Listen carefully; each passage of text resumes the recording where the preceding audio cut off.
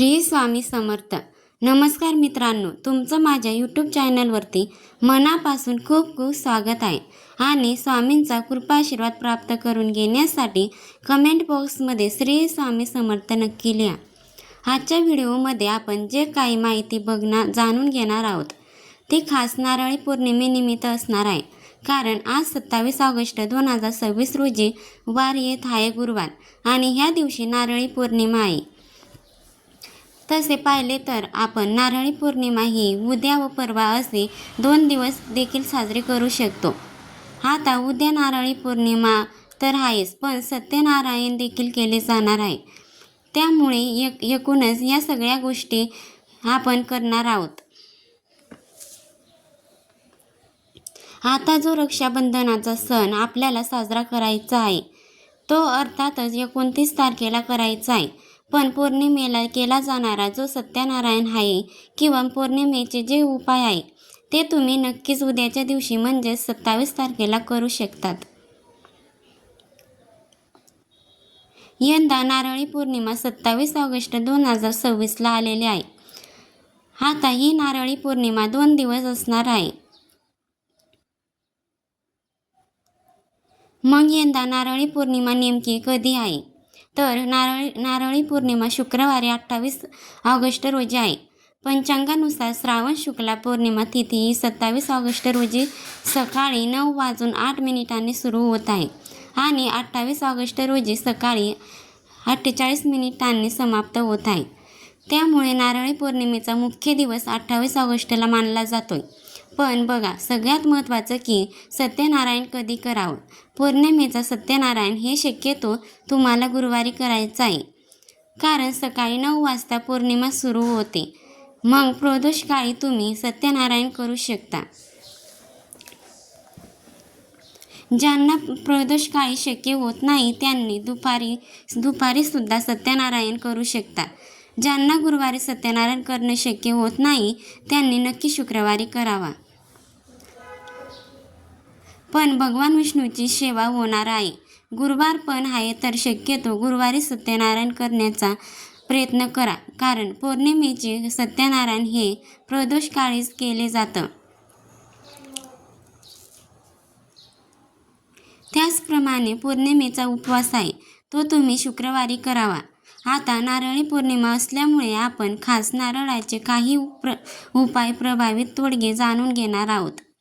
जे केल्याने निश्चितच आपल्या घरातील वाईट बाधा निघून जाण्यासाठी मदत मिळते. त्यासोबतच घरामध्ये माता लक्ष्मीची अखंड कृपा राहण्यासाठी देखील आपल्याला त्या उपायाची मदत होणार आहे.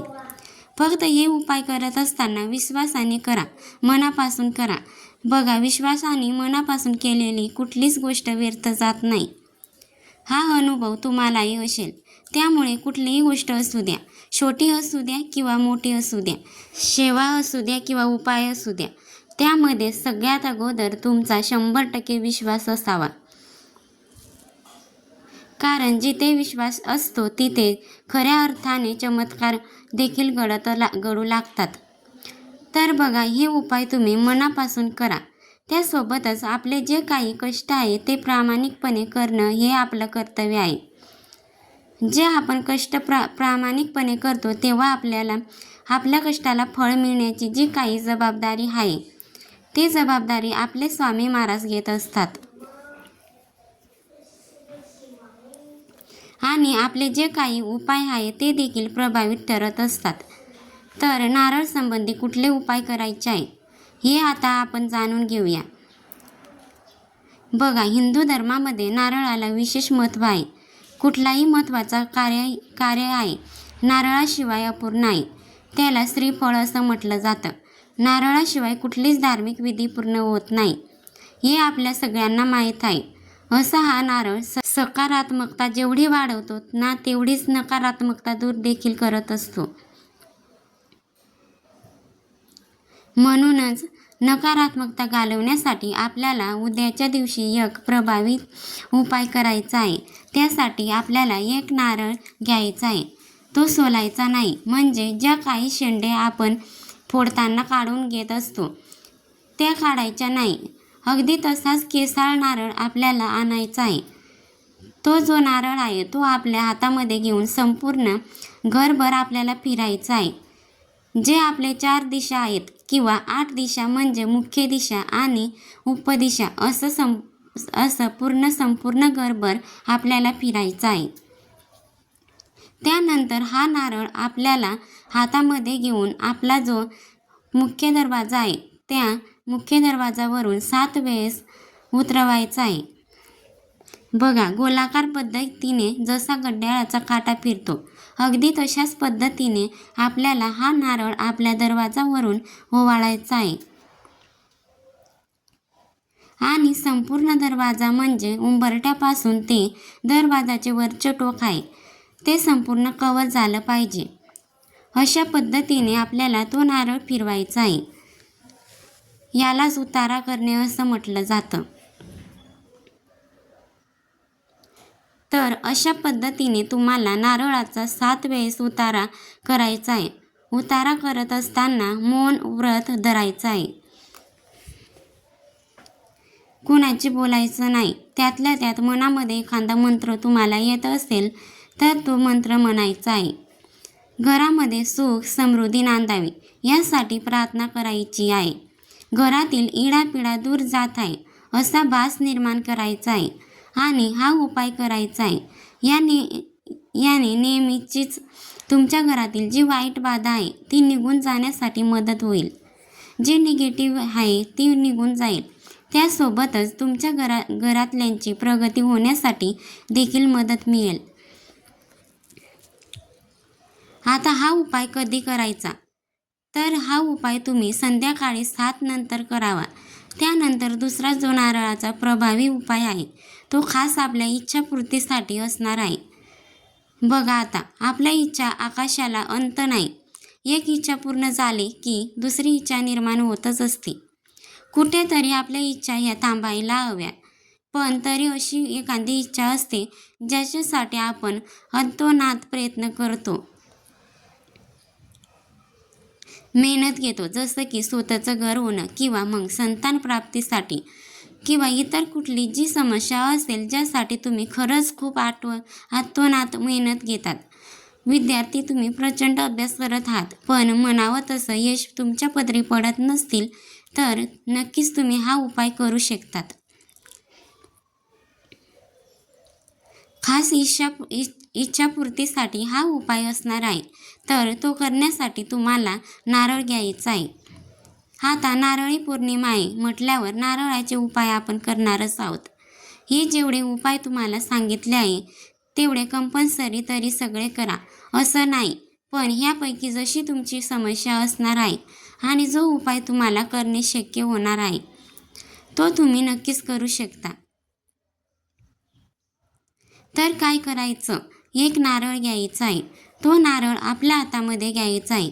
त्यानंतर तुमच्या घराजवळ कुठे लक्ष्मीनारायणाचे मंदिर असेल तर त्या ठिकाणी जाऊन आवर्जून हा उपाय करा. नसेल तर मग तुम्ही स्वामींच्या केंद्रामध्ये गेलात तरी चालणार आहे. बघा, तिथे जाताना एक पिवळ्या रंगाचा कपडा तुम्हाला घेऊन जायचा आहे. बघा, पिवळ्या रंगाचा कपड्यात नारळ आपल्याला ठेवायचा आहे. त्यानंतर त्या कपड्यामध्ये तो जो नारळ आहे तो गुंडाळायचा आहे. पण हे करण्यापूर्वी काय करायचं? मंदिरात जायचं. हा जो नारळ आहे तो हातामध्ये घ्यायचा. तुमची जी इच्छा आहे ती सांगायची. त्यानंतर त्या ठिकाणी बसून तुम्ही लक्ष्मी मातेचा, विष्णू भगवानांचा जो मंत्र तुम्हाला येत असेल तो म्हणायचा आहे. 11 वेळेस किंवा 21 वेळेस शक्य असेल तर एक माळ जप करायला हरकत नाही. तर विष्णूचा जो मंत्र आहे तो असा आहे की ओम नारायण विघ्नई वासुदेवाय भीमई तंत्रो विष्णू प्रचोदयात. हा तुम्ही 11 किंवा 21 वेळेस म्हणू शकतात. माता लक्ष्मीचा जो मंत्र आहे ओम महालक्ष्मी विघ्नई विष्णुपत्नीचं धीमही तंत्रो लक्ष्मी प्रचोदयात. हे 2 मंत्र तुम्हाला या ठिकाणी सांगितले आहे. मंत्र जर अवघड वाटत असतील तर तुम्ही फक्त ओम श्री महालक्ष्मी नमः असं म्हटलं आणि ओम श्री विष्णवे नमः असं म्हटलं तरी चालेल. बघा, दोन्हीही मंत्र तुम्हाला अतिशय सोपे असे सांगितलेले आहे. जो तुम्हाला सोपा वाटेल तर तुम्ही तो म्हणू शकता.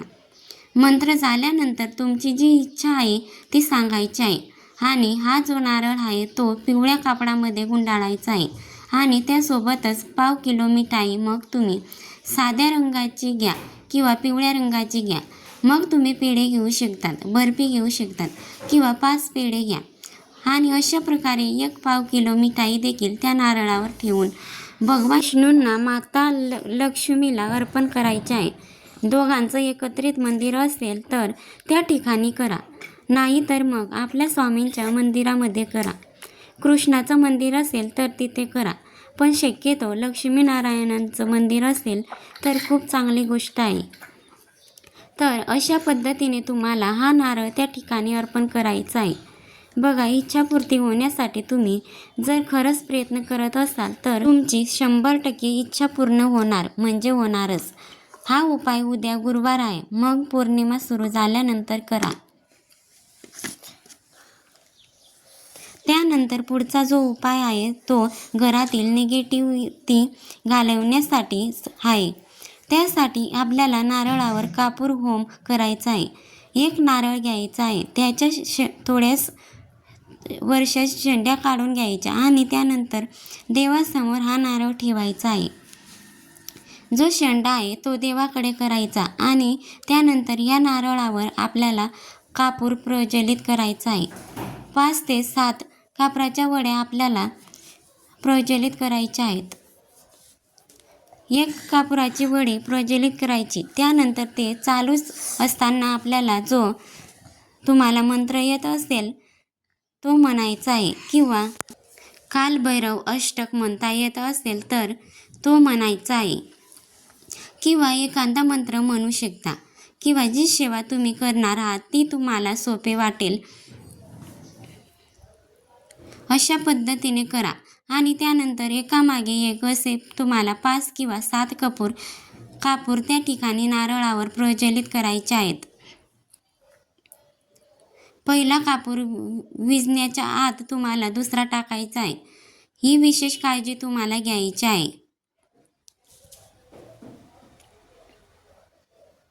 अशा पद्धतीने कापूर होम जर तुम्ही 40 दिवस केला किंवा दर अमावस्याला पौर्णिमेला केला तर तुमच्या घरातील कुठलीही वाईट निगेटिव्हिटी जी आहे ती निघून जाणार आहे. 100% अतिशय प्रभावी हा उपाय आहे. फक्त एकदा उपाय करायचा आणि मग वर्षानुवर्षे काहीही करायचं नाही असं करू नका. तर कमीत कमी 6 महिने तरी तुम्ही हा उपाय कंटिन्यू करून बघा. दर अमावस्या पौर्णिमेला किंवा मग उद्यापासून सलग 40 दिवस करून पहा. तुम्हाला 100% त्याचा पॉझिटिव्ह बदल दिसून येईल. त्यानंतर तुमच्या घरातील मुलं किंवा घरातील एखादी व्यक्ती सातत्याने आजारी राहत असेल, सगळं काही नॉर्मल येत असतानाही जर अशी समस्या निर्माण होत असेल तर त्या व्यक्तीवरून देखील तुम्ही नारळाचा उतारा करू शकतात. तुमचा जर स्वतःचा व्यवसाय असेल, दुकान असेल, ऑफिस असेल, जे काही असेल त्या ठिकाणी देखील तुम्ही नारळाचे प्रभावी उपाय करू शकतात. त्यासाठी तुम्हाला लाल रंगाचा कपडा घ्यायचा आहे. त्यानंतर 1 नारळ घ्यायचा आहे. त्या नारळाची आपल्याला पूजा करायची आहे. हळदी, कुंकू, अक्षता, फुले जे काही आहे ते अर्पण करायचं. त्यानंतर आपल्या वस्तूतील म्हणजेच आपल्या जिथे दुकान आहे, ऑफिस आहे, तिथली जी काही निगेटिव्हिटी आहे ती निघून जाण्यासाठी प्रार्थना करायची आहे.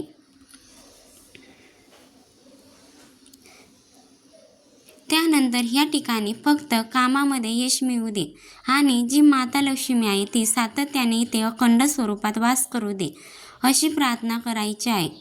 आणि त्यानंतर हा जो नारळ आहे तो त्या कपड्यामध्ये गुंडाळून आपल्या ऑफिसच्या पूर्वेला किंवा ईशान्येला तो बांधून द्यायचा आहे.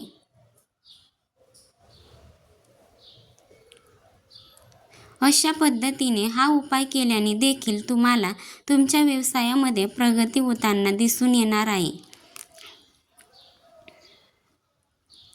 तर या ठिकाणी तुम्हाला मी नारळाचे जे काही 2-4 उपाय सांगितलेले आहे, त्यापैकी जे करणे तुम्हाला शक्य होणार आहे ते तुम्ही नक्कीच करून बघा. अतिशय प्रभावी असे उपाय आहे.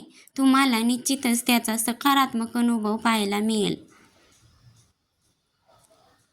तर महत्त्वपूर्ण व्हिडिओ तुमच्यापर्यंत पोहोचवायचा होता. व्हिडिओ आवडला असेल तर व्हिडिओला लाईक नक्की करा, शेअर करा आणि चॅनलला सबस्क्राईब करायला मात्र अजिबात विसरू नका.